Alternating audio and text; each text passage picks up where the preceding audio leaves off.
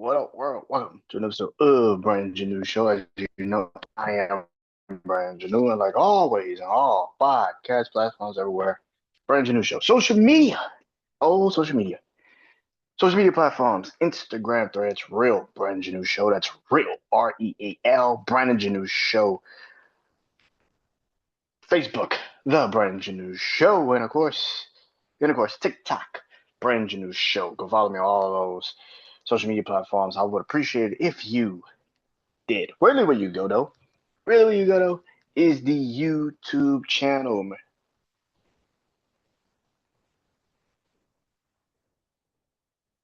Really, where you go is the YouTube channel, man. Brand New Show YouTube channel. Uh, Go subscribe, comment, like the vids, like the shorts. All helps in the algorithm. If you did, if you did. Um, yeah, it's Tuesday. It's Tuesday, so you already know what that means, man. It is I bleed sports.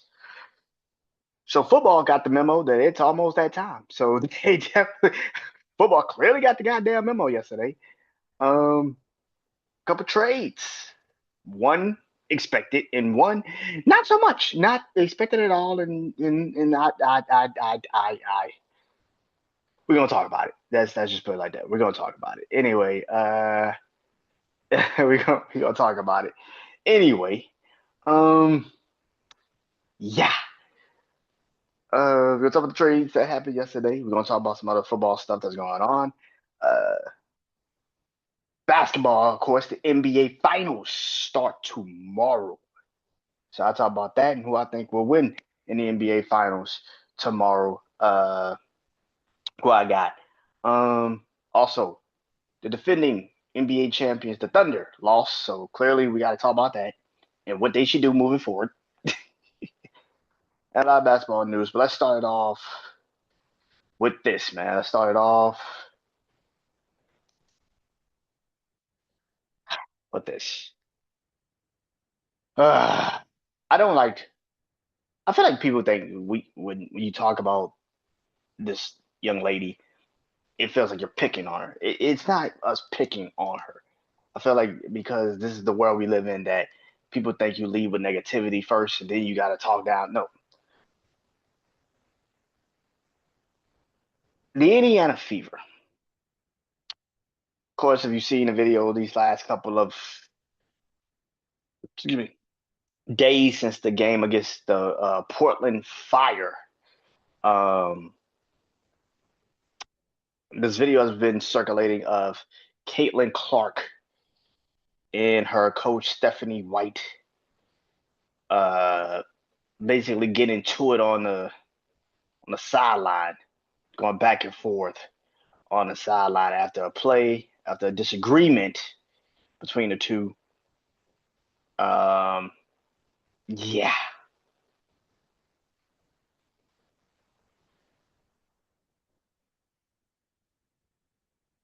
What do I think? Um,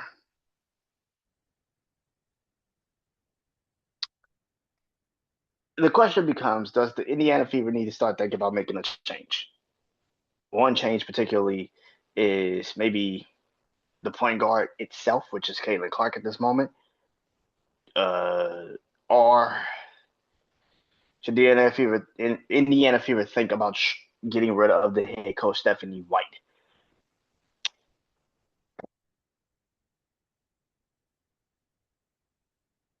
The Fever are somewhat still competitive. They're still in, I think, like I've been what the standings. I think they're like maybe sixth, seventh in the WNBA standings at this moment. Um, which if the playoffs were to start, they'd be a playoff team.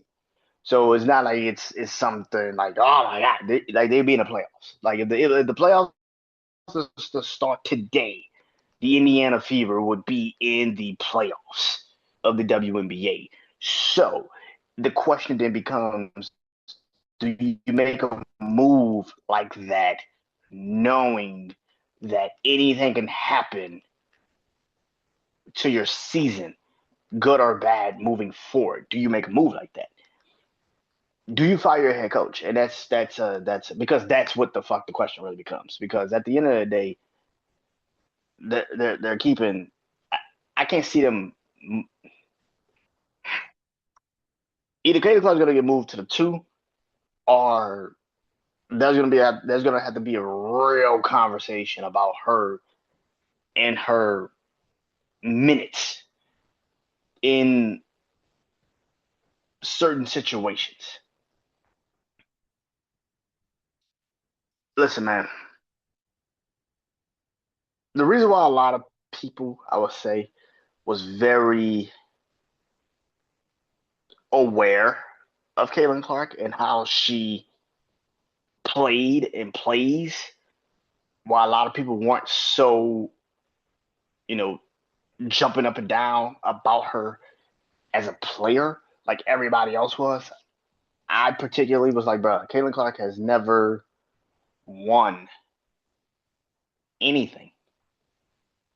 And that's not a diss to her. That's just facts. She's never won anything. She didn't win in college. She got the two national championship games. She lost to LSU women's team, Angel Reese.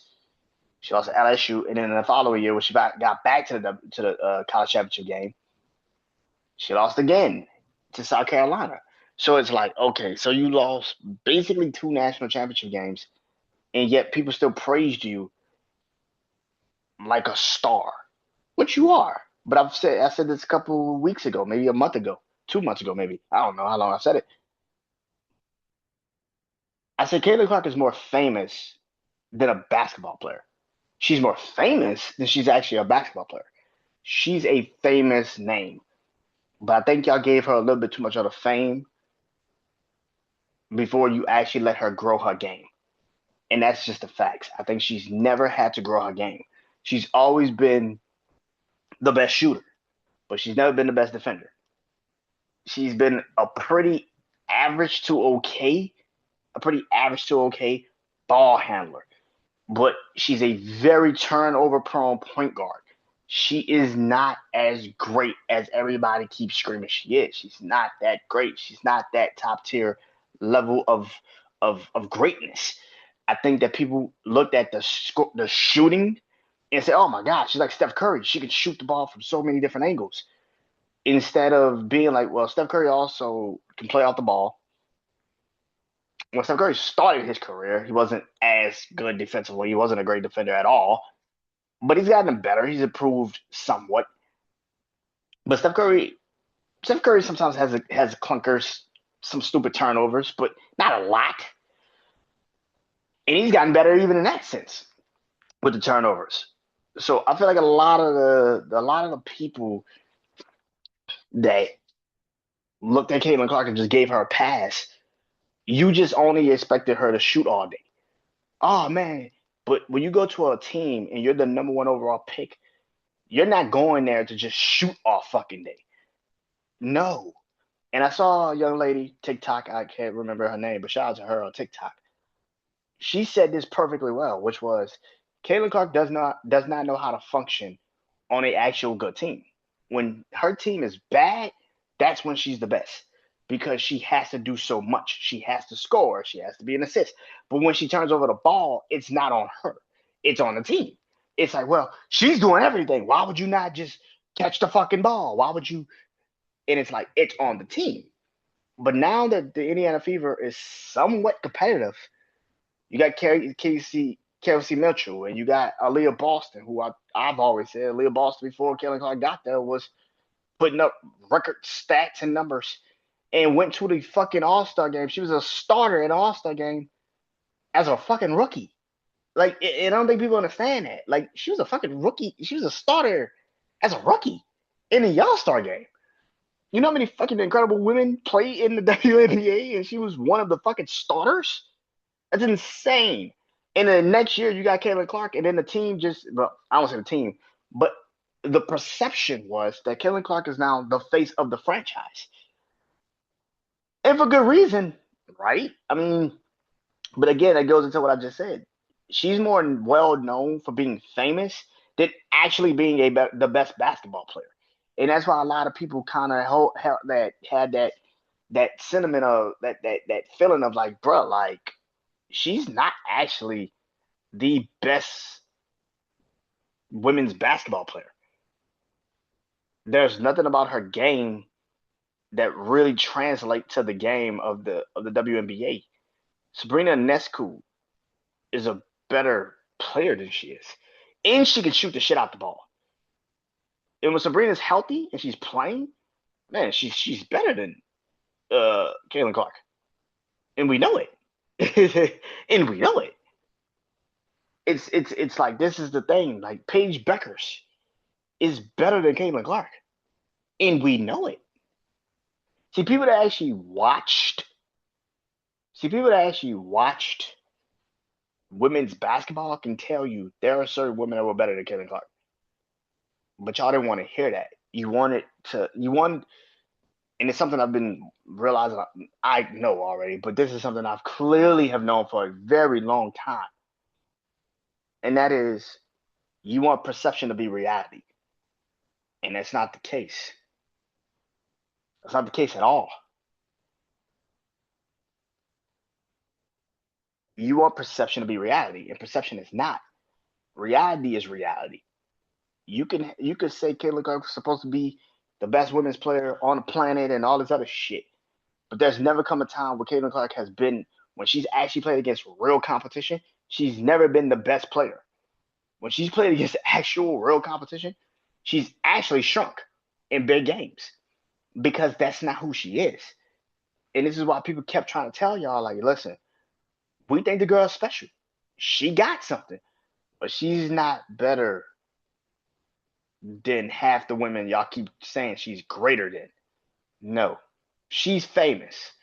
She brought a lot of fame and notoriety to the league. That is 100% true. We can never take that away.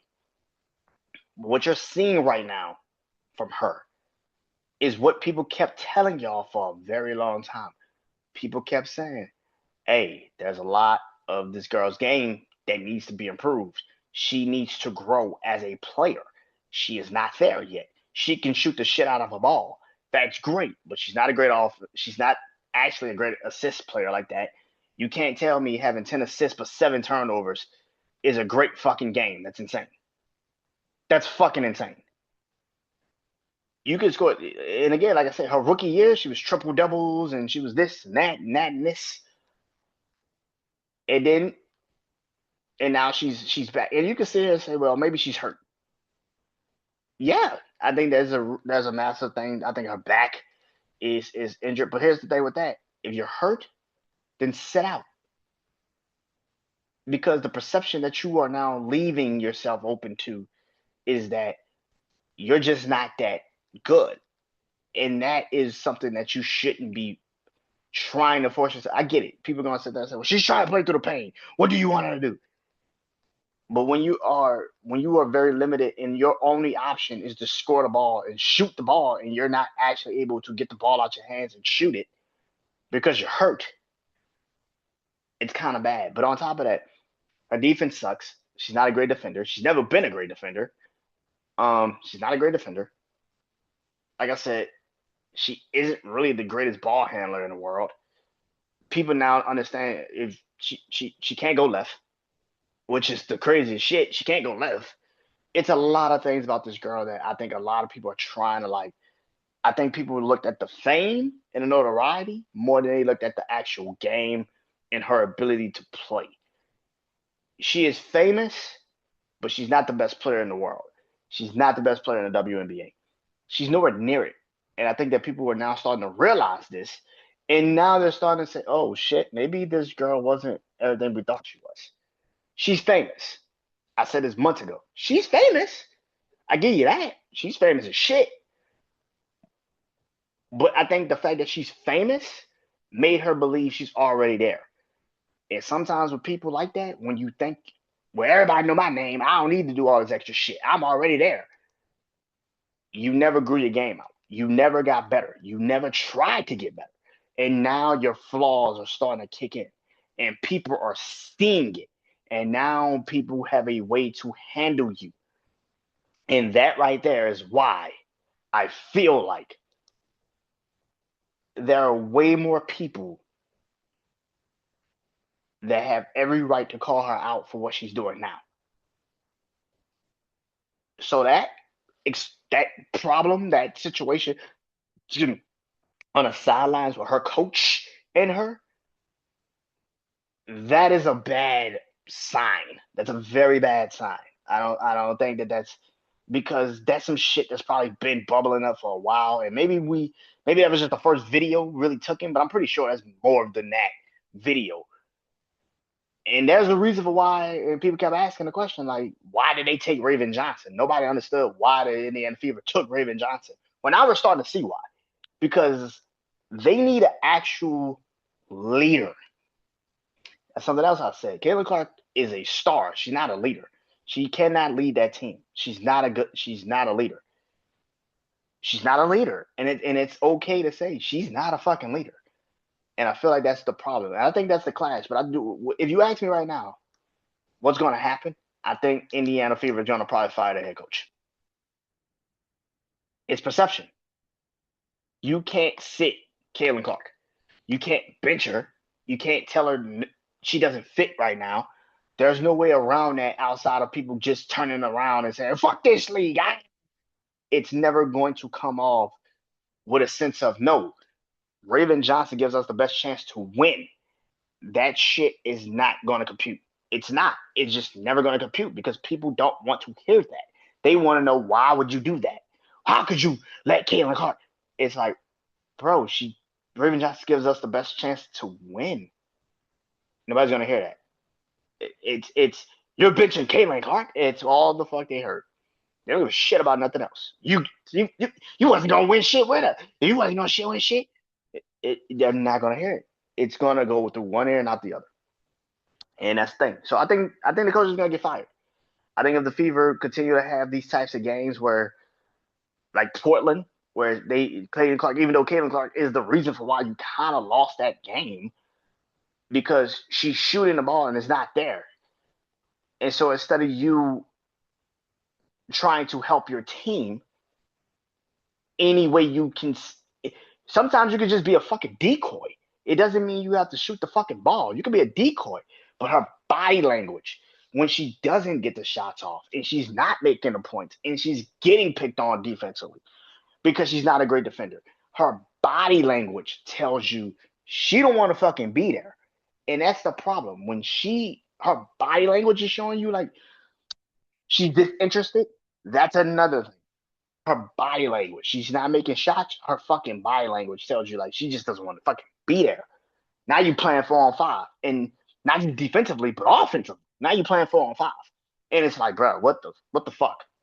That's why I think also the coach and her had a bit of a problem because, yo, you're not making the points.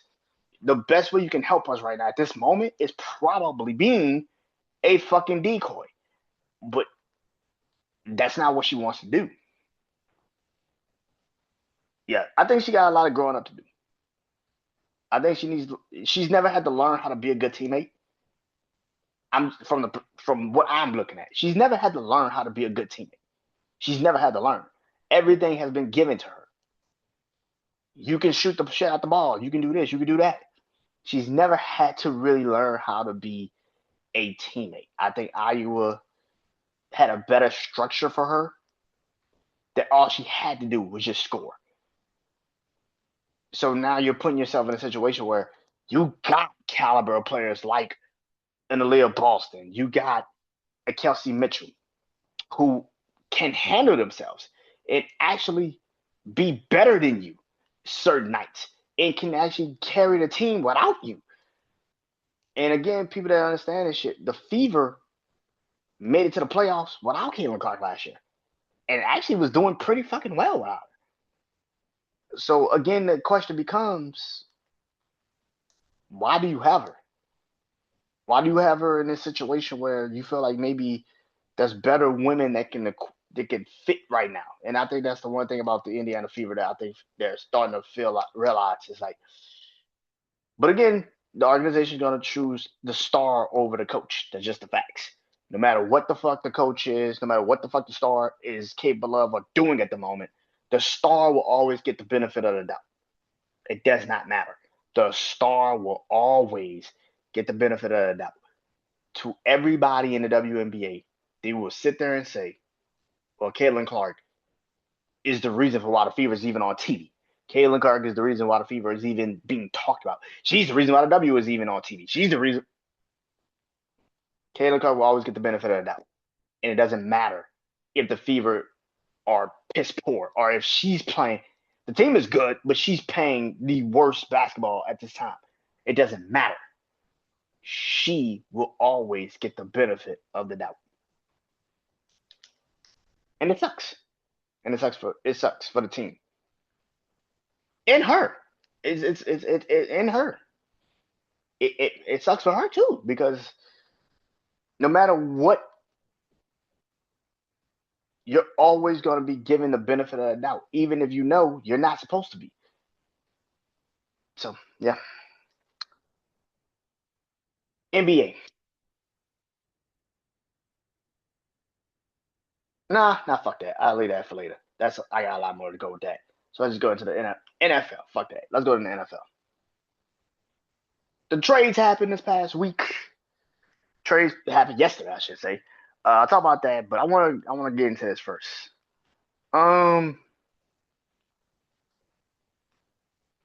Minnesota. Minnesota. Minnesota Vikings. They have two quarterbacks. And last week I didn't get a chance to talk about this, but last week, or maybe it was last week. Last week, OTAs have officially started in the NFL, and the Minnesota Vikings, of course, had their OTAs, and Kyler Murray and JJ McCarthy are clearly competing to see who will be the starting quarterback for the Minnesota Vikings moving forward. Kyler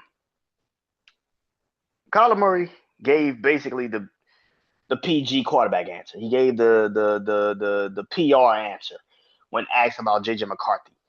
And he gave the PR answer. He was like, "Oh man, me and him, man, we're buddies, we're friends, man. I'm just trying to help him and drag him along, and just trying to give him my my expertise on things, and it's not about us, it's about the team, and he pretty much gave the PR answer as a quarterback, right? JJ McCarthy was a little bit more like, nah, fuck that shit. JJ McCarthy was a little bit more like, nah, fuck that shit. JJ McCarthy was like, we don't talk. It's like, we don't talk. I don't talk to that nigga. He's like, we don't really talk. I don't really talk to that dude like that.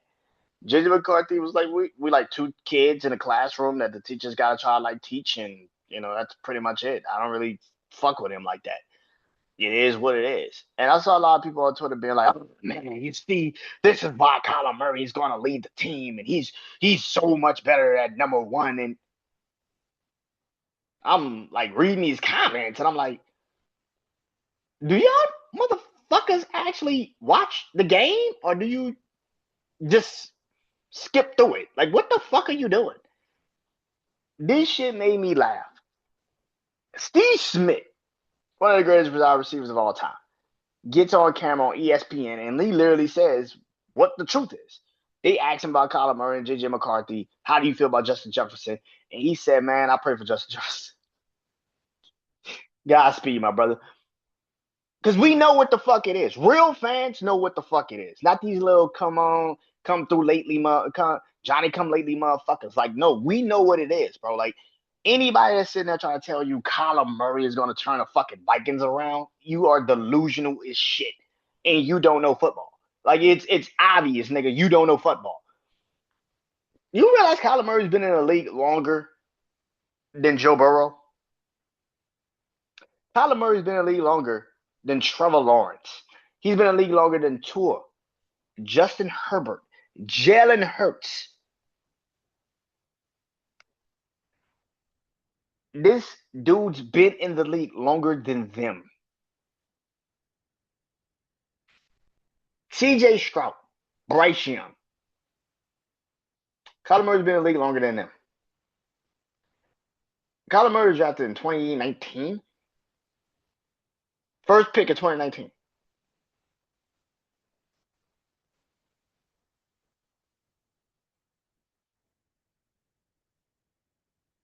So when people sit here and try to say Kyler Murray is going to turn the Vikings around, it's like you realize the Arizona Cardinals have no quarterback. Their two quarterbacks are Carson Beck and Jacoby Brissett. Those are the two Cardinal quarterbacks right now. They looked at Jacoby Brissett, who's already on the roster, and saw Kyler Murray and was like, "We good. We'll let you walk. We'll let you walk. We good. We'll let you walk. Go ahead. Bye." And yet y'all are sitting here trying to tell me he gonna go to Minnesota and just turn the team around. That sounds fucking stupid. What the fuck are you talking about? Kyler Murray has not shown you at one point this whole career where he's been the quintessential best quarterback in his own fucking division. Fuck the league. Just his division, nigga. Just his division. Bro, in his division, you realize since 2019, Kyler Murray has been the only quarterback until this past season to actually start in the NFC West. Brock Purdy came in 2022. Matthew Stafford got traded to the Rams in 2021. Sam Darnold was signed by Seattle last year. Kyler Murray was a starting quarterback since 2019 for the Arizona Cardinals. And yet you have people that will sit here and tell you that Kyler Murray is going to walk into Minnesota and just win the job and become the guy. The fuck are y'all talking about? This motherfucker hasn't been the start. He hasn't even been the best quarterback in his own fucking division. He started in a division with Jared Goff, Russell Wilson, and Jimmy Garoppolo.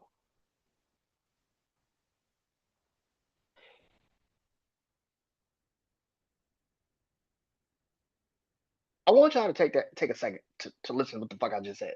That was the teams. That was the starting quarterbacks in the NFC West. Not Sam Darnold, Matthew Stafford, Brock Purdy. No, that was the starting quarterbacks in the fucking NFC West when Kyler Murray got drafted to the Arizona Cardinals.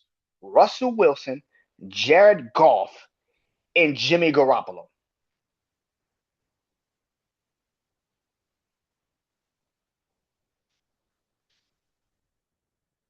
And this is why I say, y'all niggas don't watch football. You niggas just don't watch it. Minnesota's fucked. And nobody wants to say it, so I said it will be.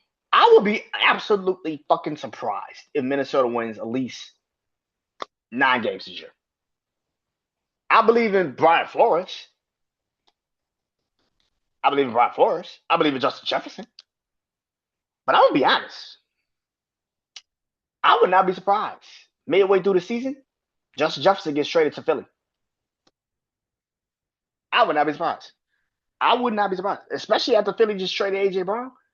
That motherfucker's on their radar. Him or T. Higgins is definitely on the Philadelphia Eagles radar. I can see Justin Jefferson looking at the Vikings. If they start slow as shit, Kyler Murray still ain't doing what Kyler Murray needs to do. And this is another thing that people continuously fucking act like, oh, Kyler Murray. Y'all are trying to still contemplate his talent over what we've actually generally seen. His talent looks like he's supposed to be this, that, and the third. What we actually physically have seen from Kyler Murray is that he's never lived up to it. He's never lived up to it. The best damn thing that we've ever heard about Kyler Murray is that he plays Call of Duty. That's it. Nothing more, nothing less. This is why I have a very, very hard understanding of why the fuck people are sitting here flat out on social fucking media saying Kyler Murray's going to obviously be the number 1 quarterback. Look at his leadership. You mean a nigga that couldn't win games with Arizona? The nigga that had downfalls. Bro, you realize Seattle had a bit of a problem for a good stretch of time with Pete Carroll and Russell Wilson. The Rams traded Matthew Stafford trade for Matthew Stafford, got Jared Goff. And the 49ers drafted two quarterbacks in the span of Kyler Murray being a starting quarterback in Arizona. They drafted Trey Lance in 2020 what 2021. And then they drafted Brock Purdy at the end of 2022, 2023. Matthew Stafford, Sam Darnold, and Brock Purdy and Jimmy Garoppolo have all been to a Super Bowl before Kyler Murray got to a fucking divisional round in the playoffs. This is the fucking guy y'all keep screaming is going to walk into Minnesota. Shut the fuck up. That's what the fuck I heard. Shut the fuck up. You don't know shit. You don't know shit. You got to be fucking kidding me. Oh, LeBron, it's the scenery. He needed a different team. Really, nigga? He needed a different team? Okay, so did he grow height while he was getting on the plane going to Minnesota? No, he's still 5'11", 6 feet at best. The nigga barely can see over the fucking field. Yeah, he's got games where he looks really good, and then he's got stretches where he don't even fucking show up. What happens when Minnesota goes on a 3-game losing streak? And he's disinterested. Because that happens a lot. What happens then? This is why I don't listen to social media. Because you niggas are new fans. You clearly are new fans. Yeah, could a change of scenery make him better? Possibly. But you telling me the dude, they had prime DeAndre Hopkins and a rookie Marvin Harrison Jr., one of the best tight ends of Trey McBride. He just needed a change of scenery. Nigga, what? Nigga, what?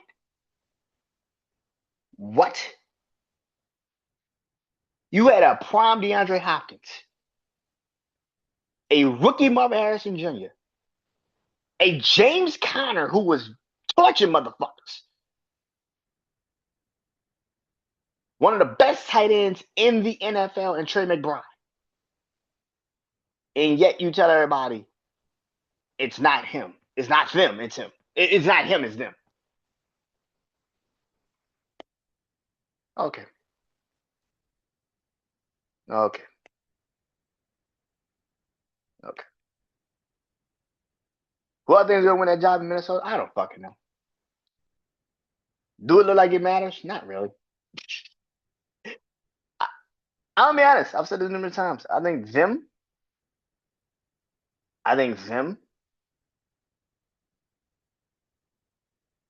Green Bay, and Chicago are going to be battling it out to see who just does not get fourth. Because I feel like Detroit's getting one. Detroit will be the number one team in the NFC North. The question is who fucking finishes second, third, and fourth. That's basically what the fuck this ends up in. Detroit's getting one. Who the fuck ends up second, third, and fourth? And at the end of the day, the Packers need to have a great season. Because if not, Matt LaFleur's ass is getting fired.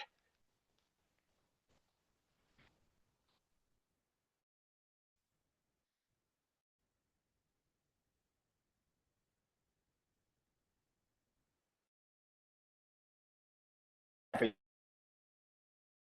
I said earlier, one expected it, and the other one, not so much. Didn't see that coming at all. The Patriots have officially traded and got A.J. Brown from the Philadelphia Eagles. But this other trade is such a what the fuck moment. The Rams ends up getting Myles Garrett from the Cleveland Browns. Ooh, shit. So I wrote down on this piece of paper, which trade helps more? Which trade helps more? Does Myles Garrett help the Rams, or does AJ Brown help the Patriots? The Rams went from this is the thing. The Rams went from being a the Rams went from being a You got the roster to win a Super Bowl right now. Two, you better win the Super Bowl with Myles Garrett. And now there's talks that Aaron Donald could come back.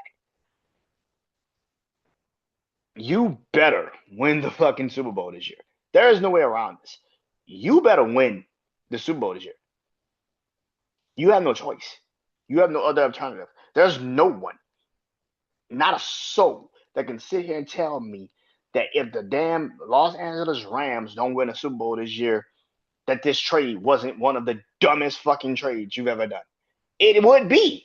And I know people are going to say, the dumbest? Are you serious, man? Yes, the dumbest. The reason why I said the dumbest, because you traded again another first round pick for a player that again will have your fucking roster and your salary cap in cap hell. And then we do not know what's going to happen at the end of this season with Matthew Stafford. If you do not win, you just drafted a quarterback that might be still 2-3 years away from actually being a actual genuine starter in the NFL. And even when he's a starter, he still feels like he needs a little bit more room to improve. You just drafted a quarterback. We still don't know what the fuck.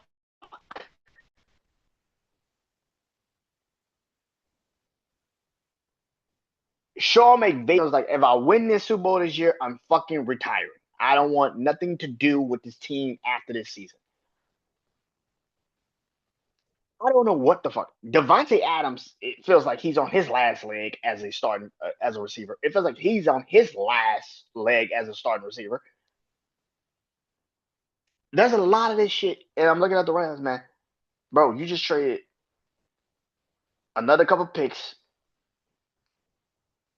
for and listen, it's Myles Garrett. That's a great fucking addition. That is an incredible addition. We've always said, what would Myles Garrett be if he's actually on a contender? That is a beautiful fucking thing. I get a chance to finally see Myles Garrett actually compete, like for a fucking actual reason. This is going to be awesome to see Myles Garrett, who now holds the most sacks in a season, which he might fucking break this motherfucking year, to be honest with you. I'm happy for him. The Rams, not so fucking much, because again, it goes into, listen, the Rams are the most famous team for fuck them picks. They are the most famous team for knowing to say fuck them picks. But this is where the problem kicks in for the Rams. It's all a fucking nothing. It's all a fucking nothing, man. You got to win this year. There is no conversation where the Rams, if they do not win this fucking year, we can ever have this conversation ever again. What's a team that fucked their shit up? Could have won and didn't win. If the Rams do not win this motherfucking year, all this shit was for naught. You just put yourself in cap hell. Could you move off of some other people? Yeah, probably. Will you? Who the fuck knows? And this feels, you know what this feels like? This feels exactly like 2021. Matthew Stafford's first year in LA. It feels like that. They went for broke. Cooper Kupp, Odell Beckham Jr., Von Miller, Jalen Ramsey. I mean, they went for fucking broke that year. Where's the Super Bowl again? Where's the Super Bowl this year? In LA. So it feels like they're trying to repeat 5 years ago. And that's great. But the thing about the 5 years ago shit that people don't talk about is that the Rams got very, very, they literally created a fucking all-star team. And they barely beat the Cincinnati Bengals in that Super Bowl. They created an all-star team and barely beat them in the Super Bowl. So this is why I'm sitting there saying, man, yeah, it feels like 2021 all over again. The moves you're making, the names you're getting. But here's the thing. Jalen Ramsey at one point was one of the best cornerbacks in the NFL. I don't feel that way about Trent McDuffie at all. Trent McDuffie, for the first time, was the starting number one guy in Kansas City and got fucking torched. Fucking torched. So you expect me to believe he's going to go into LA and be the number one guy in LA and not get fucking torched by Rashid Shaheed and Jackson Smith-Njigba? And that's just Seattle. That's just fucking Seattle, nigga. I didn't even get to the actual NFC. Like, nigga, that's just Seattle. Like, nigga, like, yeah, listen, bro. You think Trent McDuffie's gonna have a chance against Amon-Ra St. Brown? But you want to talk down on him? Devontae Smith could torch the shit out of Trent McDuffie. I seen it, and a Super Bowl. I seen it. I seen it. I seen Devontae Smith torch the shit out of Trent McDuffie. I seen it.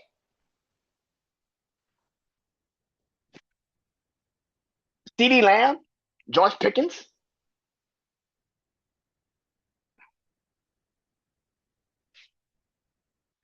So yeah, it looks. Listen, Rams look great on paper, but like I always say about teams that look great on paper, we don't know shit until the game is played. You could look good on paper. You play the game and then you niggas fall to like 8 and 9, and you're like, what the fuck happened?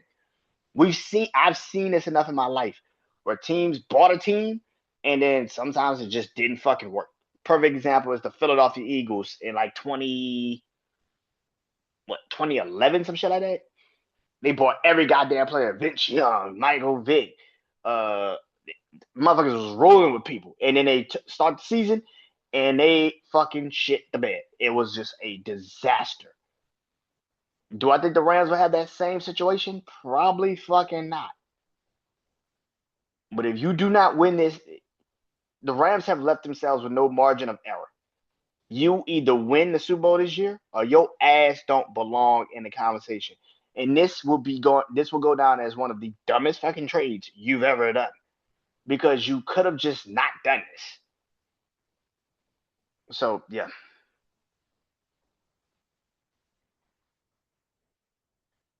AJ Brown was the other trade that happened yesterday, and that was kind of obvious. We already knew AJ Brown was going to be traded. The news broke like before the draft that he was basically getting traded on June 1st, and it happened. AJ Brown is now officially a New England Patriot. Um, I saw his interview today, or whenever they did this interview with him and Maria Taylor. And he was like, "Yo, me and Jalen Hurts, we're not friends. We grew apart." Which is understandable. I mean, AJ Brown's been with the Philadelphia Eagles since 2022. He got traded in like 2022, the draft of 2022. And then they got Devontae Smith that night, and then they got AJ Brown. I was like, oh, yeah, this is fucked up. This is when we knew Howie Roseman was on some other shit. We were like, this nigga, yeah, bro. Yeah, just yeah, bro. Yeah, man. I've done this enough with Les Snead and Howard Roseman in my life already. Like, jeez, yeah, bro. These motherfuckers, yeah, bro. Like some of these trades you just be saying like nigga, what the fuck you doing, bro? Who the fuck is letting these niggas get these picks, get these players and shit? How many draft picks can you have, nigga? Like, come on, bro. Like these niggas just be trading anything and getting these top tier players. I'm like, this is ridiculous. Anyway, AJ Brown's a Patriot. AJ Brown's a Patriot. I think this helps the Patriots way more than people think. I actually think this makes the Patriots actually more of a threat than people think. Last year, Drake May had to basically do it by player, wide receiver by committee. This ain't the case this year. AJ Brown is his guy. He's his number one. And everywhere AJ Brown's been for a good stretch of time, he's been particularly the best number one you could ask for. Ryan Tannehill. Ryan Tannehill can throw the fucking ball down to 50 fucking yards. And now, but he had AJ Brown, and they were doing great with Derrick Henry. They were doing great for a good stretch of time. I mean, shit, they got a couple of number one seeds and won a couple playoff games. He goes to Philly, team up with Devontae Smith and Jalen Hurts. They get to a couple Super Bowls, win one. And now you put him in New England with Drake May, who's coming off of a season where you could sit here and say, well, it was easy for him. He was on easy mode last year. Okay. Well, now he's on hard mode. And now he's got to figure some shit out. And you just gave him the best fucking weapon he's probably had all the last 3 fucking years. And listen, man, I thought it was Stephon Diggs, but Stephon Diggs is getting closer and closer to the end of his career. And so now that AJ Brown is there, he has an actual genuine number fucking one. That's a problem. That's a massive fucking problem. For everybody ever sitting there saying, "Ah, New England ain't going nowhere no more. This season's over already. They ain't got no chance in hell." Well, guess what, ladies and gentlemen? New England has a fucking massive chance in hell. And if that offense does enough to at least complement that defense in New England, ladies and gentlemen, I'm here to tell y'all that New England might be going to the motherfucking Super Bowl this year. New England might be going to the motherfuckers. I told y'all, I think Houston this season is going to be a little bit different. I think Cincinnati. I think a lot of people sleeping on Cincinnati, and I think Cincinnati is actually going to win. I think Cincinnati is going to get the number one seed, and I think Cincinnati is going to give the Rams. I think Cincinnati and the Rams might be in the Super Bowl again this year in LA. Something about that team. I feel like Cincinnati is just going to win a Super Bowl this year. I don't know what it is. I just feel it. But yeah, man, I think New England is a threat. And what you did not want for New England was to get a target. You didn't want Drake May to get a target. He's got now an actual, genuine number one target who has something to fucking prove. That is the worst thing you could have asked for if you were the teams in the AFC, in particular the AFC East. You gave Drake May a fucking wide receiver that has a chip on his shoulder, like A.J. Brown. And we've seen when A.J. Brown has been focused and he's been the guy, the dude is just different. You just gave him Drake May now has that. Yeah. Yeah, that's a problem. That's a massive fucking problem. Massive. Yeah. New England could make some damage, man. New England could definitely this season. And I don't think people are ready again. Yo, New England can do damage this year. If that offensive line can stay up for Drake May, I know y'all don't want to see the Patriots rise again, but that's a dangerous fucking team. That's a dangerous fucking team. They just gave a lot of teams a run for their money. NBA.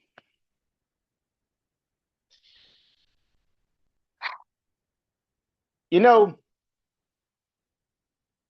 I feel like every year when the season is either getting close to the end or it is at the end, people just say some stupid shit. And you usually be sitting there like, nigga, what? That's exactly what Rich Paul did. Rich Paul, best friend of LeBron James, his business partner, his agent, actually, and his head of Clutch Sports, Rich Paul. Clearly, him and LeBron had a conversation because LeBron basically told him to go out there and will me some good PR. Right? So he did. So they think. Rich Paul was on a podcast with Max Kellerman and some other people, and he gets on his podcast and he says, Scottie Pippen's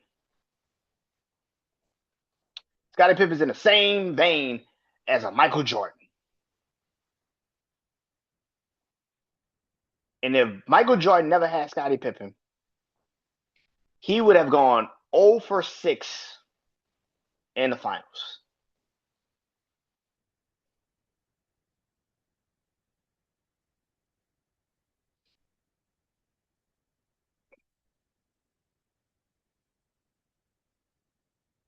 You know, you know,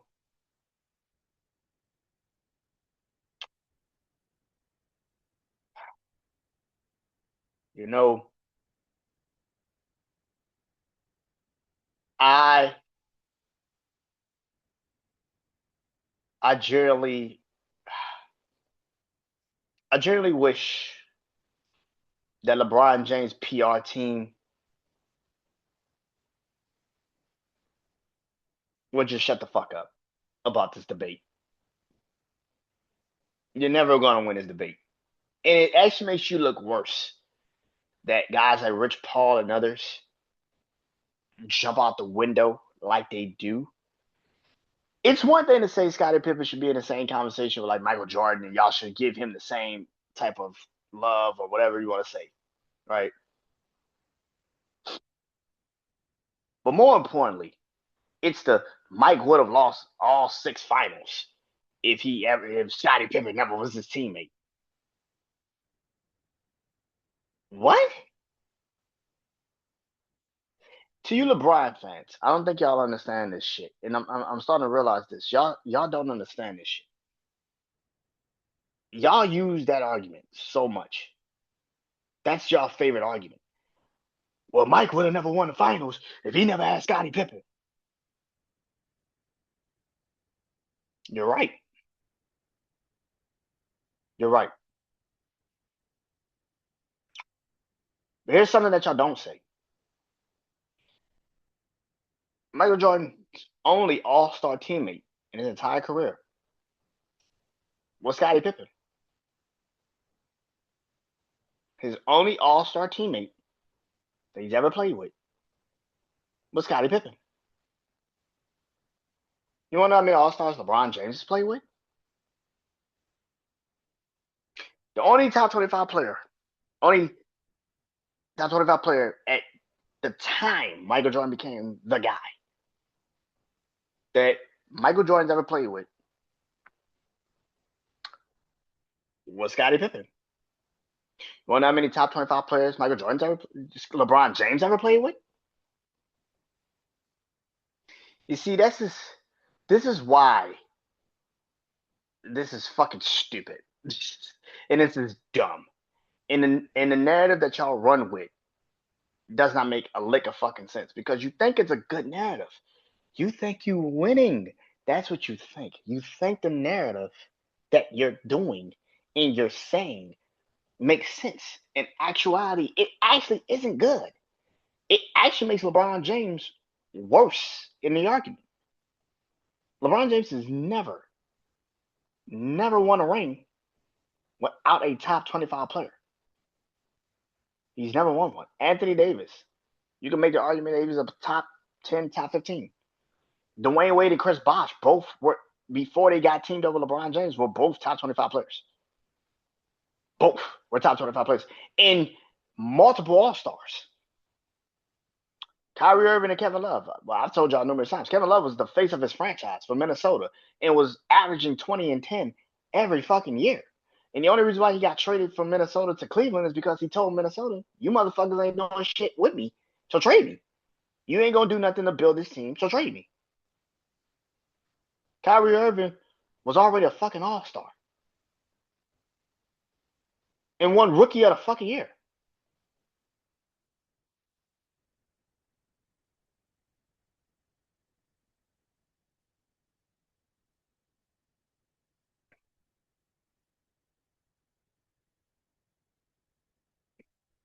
LeBron James has never won a ring without a top 25 player. Without a multi all-star on his team. So why do y'all keep thinking this debate conversation is still up for a conversation? It's not. See, y'all think because the narrative is LeBron's went to 3 different franchises and he's won rings in 3 different franchises. That makes him greater. No, it makes him a bitch. It makes him a ring whore. That doesn't make him a fucking great player. It makes him a fucking ring whore. Once he couldn't win with his franchise, he moved on to the next. That's basically what happened. When he knew he couldn't win no more with that team, he left.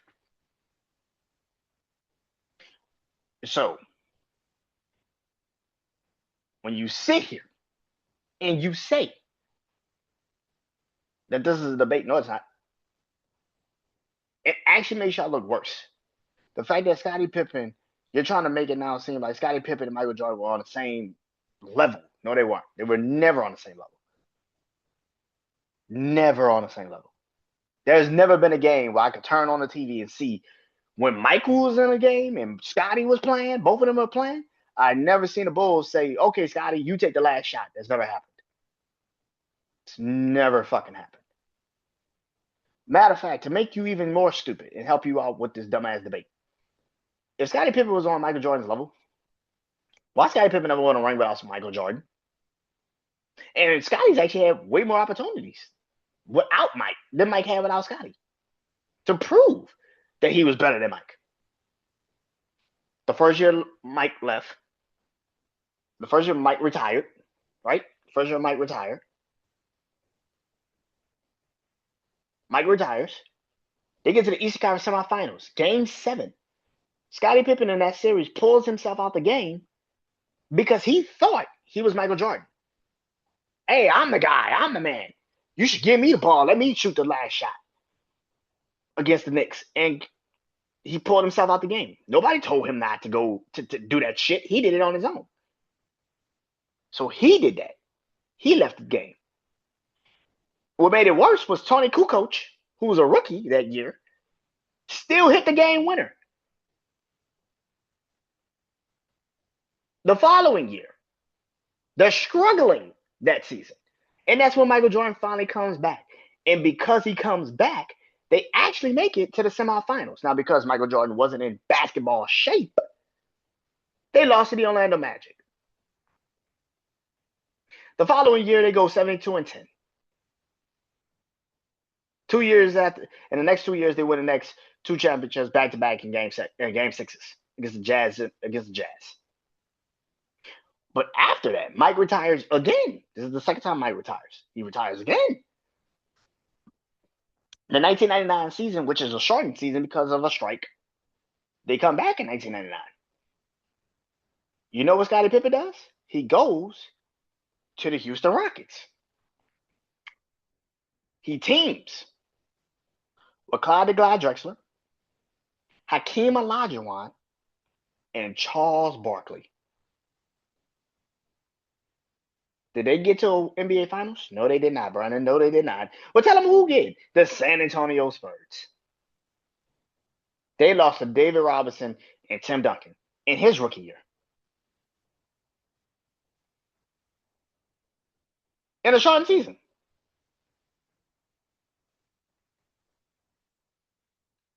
Then he goes to Portland. Rasheed Wallace, David Stoudemire, Zabonis. Portland had a squad. Bogdy Wells. They had a squad, man. Portland had a squad that year in 2000s. They had a squad, bro. Who they run up against? Kobe and Shaq. And they lose.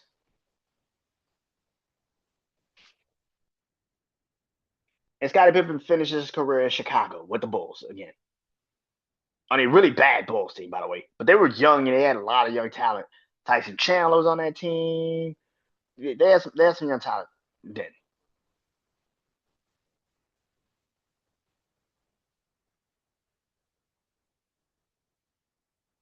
So if Scottie Pippen was on Michael Jordan's level, how could he never won without Mike? See, this flex that y'all be trying to flex, oh man, you know, Mike couldn't win without Scotty. Yeah, well, Scotty couldn't win without Mike. Well, Mike couldn't win without Scotty. Scotty couldn't win without Mike, my nigga. And he actually played longer than Mike. And he still couldn't win without Mike. What the fuck you talking about? See, y'all think because LeBron's got longevity and he's went to 3 different franchises and he's won with these franchises, that makes him better. No, it doesn't. It actually makes him more, and I've said this numerous times, his legacy is the one that's going to get picked at the most when it's all fucking said and done, and they know it. So now they're trying to jump out in front of it. Be like, man, I don't know, man. If Mike didn't have Scotty, Mike would have still won 3 rings. Because you forget that he had still Horace Grant, B.J. Armstrong, and then at some point, Mike would have still probably figured out a way to get somebody to come and play with him. You forget Mike was friends with Patrick Ewing. Mike was friends with Charles Barkley. Mike was friends with certain players. And I'm pretty sure Mike would have been like, hey, Mike would have been a ring here. Mike would have at least got 2 or 3 rings by himself. Easily. I don't want to say even by himself. But he could have carried the team at least to 2 or 3 rings by himself.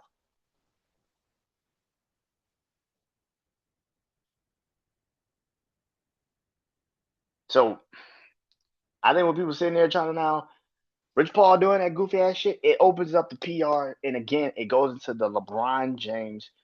You're trying to make him greater than Mike. It's never going to happen. And actually, it makes you look at him way worse because, bruh, just because you went to 3 franchises and 1 rings don't make you better, nigga. It means you just decided to chase the ring instead of the team. Instead of building a team, when the team's built for you, and instead of you building a winner, you had to go there for 4 years, demolish what the fuck they were trying to start, demolish it, get what you want, and then when it's over, you want to leave. That's LeBron's legacy. Every time a team look at the LeBron look. He gave his first 7 years to Cleveland, and ever since then, every 4 years when he's on a franchise, Miami, then Cleveland, now the Lakers. Every 4 years. Every 4 years. He dips. He leaves. That's what the fuck he does. Every 4 years he leaves. 2015 he went back to Cleveland. He spent the last 4 years at Cleveland. 2019 he went to Lakers. Stayed in LA longer than I thought he would be. But it's only because they won a ring. And then that shit has imploded. Now he's looking for another team. Stay your ass away from Golden State. That's all I can say. But this PR, LeBron's the GOAT shit, bro. This is not going the way you think. It's not. Speaking of a team that's won a championship just recently, and that is the OKC Thunder. OKC lost Game 7 to the San Antonio Spurs. Let's get this out the way. Chet Holmgren got bitched. He got punked, sissified, whatever the fuck you want to call it, and they got punked. Bitch made. He turned pussy in that game. Victor Wembanyama about that shit for real, and he knew it. He knew that ball wasn't ready. Come on, bro. So the question becomes, does the Thunder think the Thunder needs to make a move? Yes. I said his last motherfucking year. Giannis Antetokounmpo to the Thunder doesn't sound as crazy as people think. And now you actually have a reason to do it. See, last year you couldn't do it because it's like, why would you break up the team? That doesn't make sense. You just won a championship. Why would you break up the team? Well, now it's like, well, Chad Holmgren kind of got bitched. And we need somebody that's not going to be afraid to go up against Victor Wembanyama. Even with the hype, we need somebody that's not afraid to go up against Victor Wembanyama. And that is why I feel like the OKC Thunder might just jump the Minnesota Timberwolves or the Detroit Pistons or any of these other teams to get Giannis Antetokounmpo because they actually have the pieces. You can trade Chad Holmgren. You might even trade Wallace. You might trade one of the Williams. You can trade some picks too. There's a lot of picks. Hell, you can trade the picks you got this year's draft. You got a top 15, I think top 10, top 15 pick in this year's draft. You can trade that shit too. Just trade it. It don't make sense. Trade it. Let it go. I think the OKC Thunder is going to make the move. The question is, like I said, outside of just trading Chad Holmgren, because that's gone. He's gone. If you do trade it, he's gone. It's who else do you trade? Who else will Milwaukee want? That's really where the conversation kicks in. But I do believe the Thunder are going to make the damn deal. They got to do it. There's no way in hell you see what happened to you in Game 7 with Chet Holmgren just did not show the fuck up. And not nobody showed up. You need somebody who's going to show up when you for Shai Gilgeous. And again, that goes into this also. We're going to have this conversation. Shai Gilgeous-Alexander, as much as y'all talk down on that man, Shai Gilgeous-Alexander is the only fucking person that showed up in Game 7 for the fucking Thunder. That's the only person that showed up for Game 7. Everybody else just decided to dip the fuck out. And that season now over because of that shit. Which brings me to tomorrow. The NBA Finals is officially upon us. The Spurs, who won Game 7, is back in the NBA Finals since 2014. Damn. They play against a familiar foe, the New York Knicks. The Spurs' first championship in franchise history came in 1999 when they beat the New York Knicks. so the Knicks make their first NBA final since 1999 when they lost to the San Antonio Spurs. Will history. It's been 27 years since the Knicks have been in NBA Finals. That's insane. The last team they played in the NBA Finals was the San Antonio Spurs with the Twin Towers, Tim Duncan and David Robinson. Well, now the Spurs just got one, and that's Victor motherfucking Wembanyama. Listen, man. I know. It will be orange and blue skies, and everybody's going to jump out the window, and everybody's going to scream, the Knicks are the greatest. But sometimes, shit don't have happy endings, my brother. I'm happy for the Knicks that they got here. I am extremely happy for the Knicks. But that's about it. I think, again, like I said last week about the Knicks, y'all are looking at this from the perspective of the Knicks ran through the Eastern Conference in the playoffs, and you're not actually paying attention to who the fuck they actually played. You're just looking at the position. You're looking at the situation as the Knicks beat. Look at who they beat. They beat Cleveland. They beat Cleveland. They beat Atlanta. They beat Philly. But you're not taking into consideration who the fuck they actually played, bro. Oh, well, they played James Harden and Donovan Mitchell. Again, you're not thinking it through. You're just looking at the teams and the names. You're not actually generally thinking it through.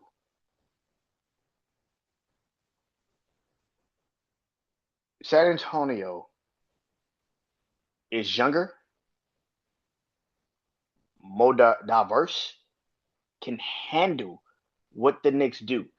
I have said this for a while. Bruh, the Knicks are going to run into a team that's just better than them. The Knicks are better in the East. They did exactly what they were supposed to do.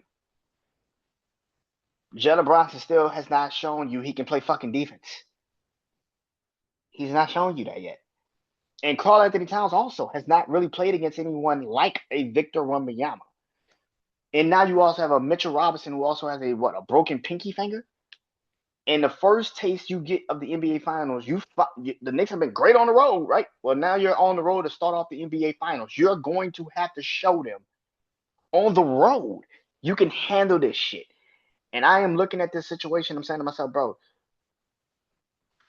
Devin Vassell, Stephon Castle, Dylan Harper. That's just the fucking backcourt of the San Antonio Spurs. That ain't even the front court. You got still Victor Wembanyama just sitting there waiting. Who the fuck is guarding Victor Wembanyama? Karl-Anthony Towns? That's a stupid fucking matchup. And Mitchell Robinson damn sure ain't guarding Victor Wembanyama. So what do? You have to hope Victor Wembanyama has a bad game. You have to hope Victor Wembanyama just does not show up. But you're giving him time off and letting him rest and get himself going. Yeah, that's a bit of a problem. This is a problem, and I don't think people really understand how bad of a situation this is about to fucking be. I don't think the Knicks have enough to even stop the perimeter players of the San Antonio Spurs. I, I don't think people, again, like I said last week, how many teams have went on a fucking winning streak in the playoffs and they kept that winning streak going in the NBA Finals? How many? It doesn't happen. They're going to pick and roll the fuck out of Jalen Brunson and Karl Anthony Towns. What's the starting rotation? Who's the starters? Josh Hart, Mikal Bridges, Karl Anthony Towns, OG Anunoby. Yeah, this is. I think the Knicks might have an advantage with the Spurs and maybe the bench, but that's about fucking it. Once they get to the starting situation, bro, Karl Anthony Towns is not gonna be able to guard no fucking Victor Wembanyama. He can't fucking do it. If Victor Wembanyama does not shoot on the perimeter as much in that matchup, and he actually takes Karl Anthony Towns to the rim, it's a fucking that's a done deal, bro. I get it. The Knicks is the favorite. I get it because everybody wants to say and tell me about the Knicks and the Knicks, and the Knicks, the Knicks, the Knicks. But you're not understanding, bro. The Knicks don't have the actual structure to handle a team like San Antonio. They don't have it. Do I think the Knicks can win a game? Yes, I think the Knicks can definitely get a game in this series. And I said the San Antonio Spurs are going to struggle maybe in maybe the first quarter, maybe a little bit in the second, but then the Spurs are going to catch their rhythm, and then it's open fucking season. The worst thing for the Knicks is that you're playing on the road first, because once you get back to New York, if the Spurs feel like, bro, we maybe gave up game 1 or 2, we didn't play our hardest in game 1 or 2, good fucking luck. This ain't. The Spurs actually had to go through fire with the Thunder. They actually had to get tested. That's the problem. The Spurs actually had to get tested. The Knicks have not been tested at all in the playoffs. And you just sit there and say, well, the Knicks have been tested throughout the years. Not this year. They haven't been tested. They have not played anyone to really put that dominance on. And the only team they did play was Atlanta. And Atlanta kind of gave their ass up running for their money. This is why I feel like the Knicks are not going on these magical runs. They're not gonna have these massive, big ass runs. The only run you might get is in the first quarter. That's the best thing. Catch them off guard really early, and then play the rest of the game from just not trying to lose the game. But people are delusional as shit if you think the Knicks are going to win this fucking series. To me, I don't know why. Everybody that tells me the Knicks are winning is always in a 6 game or 7 game. I'm telling you right now, the shit might be a gentleman's sweep. I got the Spurs easily. I don't think people understand this shit. Sometimes you don't need to wait 2, 3, 4 fucking years. Maybe sometimes the fucking team is just ready now. The Spurs are just ready now, and that's what people do not understand. Stephon Castle is going to fuck over Jalen Brunson. I don't think people understand this. Who the fuck is Jalen Brunson going to guard? Because whoever he guards, that's the fucking matchup they're going after. You don't understand. This is going to be bad, bro. This is going to be fucking bad, and I don't think people understand because you're looking at the Knicks. You're looking at, oh man, they ran through the East, bruh. They didn't play a fucking soul. They didn't play anybody with a center that could really do damage to them. You didn't play a guard that can really catch Jalen Brunson off guard and really fuck him up. This is gonna be bad. This is gonna be bad. This is gonna be bad, bro. I don't think people. I give it a gentleman's sweep, but I can see it being a sweep. I'm gonna be honest. I can see it being a sweep. I can see the Knicks getting frustrated very fast and being like, "What the fuck?" Because again, the Knicks have not been tested all fucking postseason, and the only time they did get tested was the Hawks. They have not been tested all postseason. They're going, bro. I got the Spurs at 5. I got the Spurs at 5. I don't know why the fuck people think the Knicks.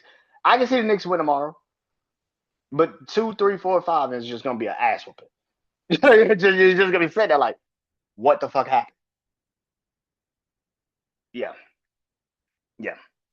The Knicks might win tomorrow because they might catch the Spurs off guard.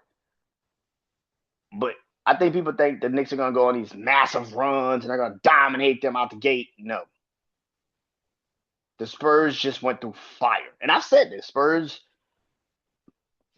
But how they handle Game 7, they play Game 7 fucking perfect. And of course, the Thunder, of course, did not help themselves because they just didn't show the fuck up. But yeah, I got the Spurs at 5. I got the Spurs at 5. I can't see it. I can't see the Knicks winning, bro.